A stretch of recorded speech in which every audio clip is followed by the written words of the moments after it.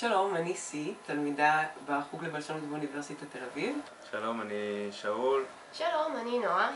זאת השנה השלישית שלי כאן, והשנה אני הולכת גם לראשונה להתחיל לתרגל פה, אז אני קצת מתרגשת. תלמיד לתואר שני בחוג לבלשנות, עושה מחקר על מערכת הפועל בעברית מדוברת ומלמד כאן בחוג. אני נרשמתי ללימודים לתואר ראשון בביולוגיה ובלשנות, בלי לדעת הרבה מה זה בלשנות, ומאז המשכתי לתואר שני ועכשיו אני עושה דוקטורט בבלשנות.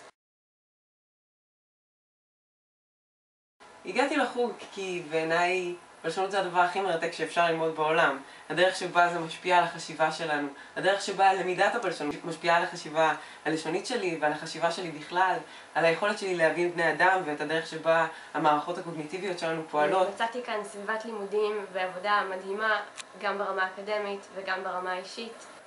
בלשנות זה תחום מחקר מרתק, נורא מעניין וגם כיף. ובזכות הלימודים כבר הספקתי לעבוד בשני פרויקטים של זיהוי דיבור בהייטק ובפרויקט רכישת שפה של האוניברסיטה הפתוחה, ולאחרונה הצטרפתי גם לסגל ההוראה של החוג.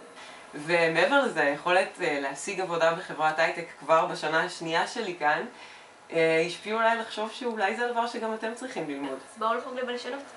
מחכה לראות את כולכם בחוג לבלשנות.